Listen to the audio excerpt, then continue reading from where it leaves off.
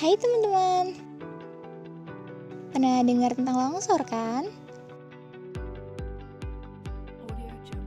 Nah, longsor itu bencana alam yang sering terjadi di Indonesia, terutama di daerah pegunungan atau perbukitan. Tapi, tahukah kalian kenapa longsor bisa terjadi dan bagaimana cara mencegahnya? Nah, di video ini kita akan membahas apa itu longsor, apa saja penyebabnya, cara mencegah longsor, dan langkah-langkah yang harus kita lakukan jika longsor terjadi. Yuk simak sampai selesai supaya kita semua lebih siap menghadapi longsor.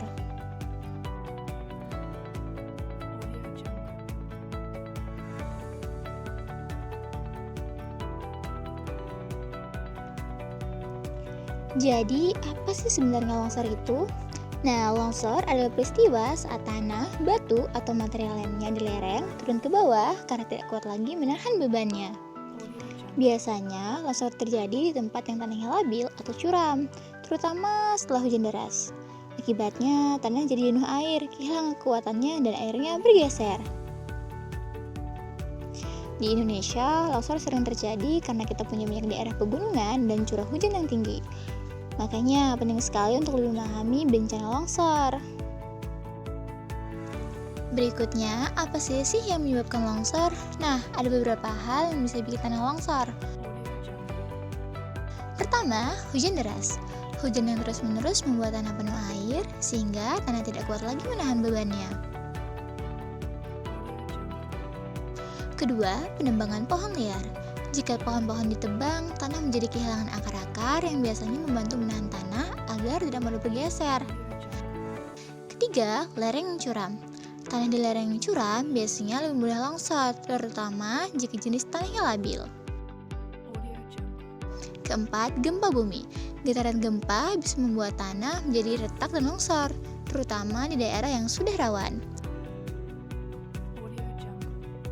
Kelima, yaitu erosi. Air yang terus-menerus menguras lereng membuat tanah menjadi lemah dan airnya longsor.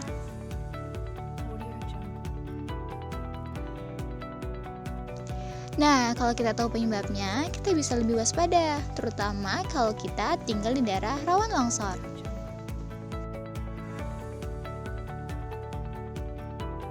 Selanjutnya, gimana sih cara mencegah longsor?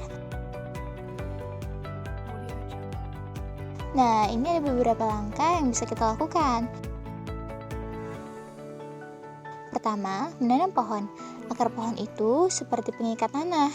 Jika ada pohon, tanah jadi lebih kuat dan tidak mudah longsor.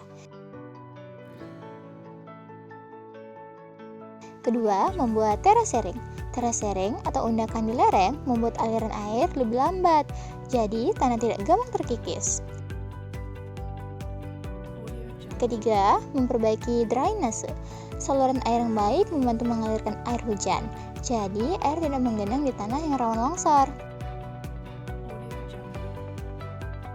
Keempat, mengurangi pembangunan berlebihan. Jika ingin membangun di daerah perbukitan, pastikan sesuai aturan supaya tidak merusak tanah.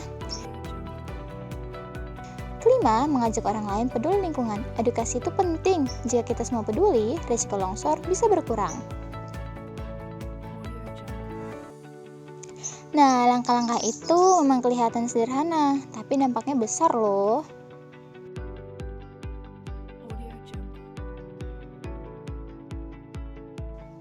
Tapi, jika longsor benar-benar terjadi, tidak usah panik ya. Berikut langkah-langkah yang harus kita lakukan.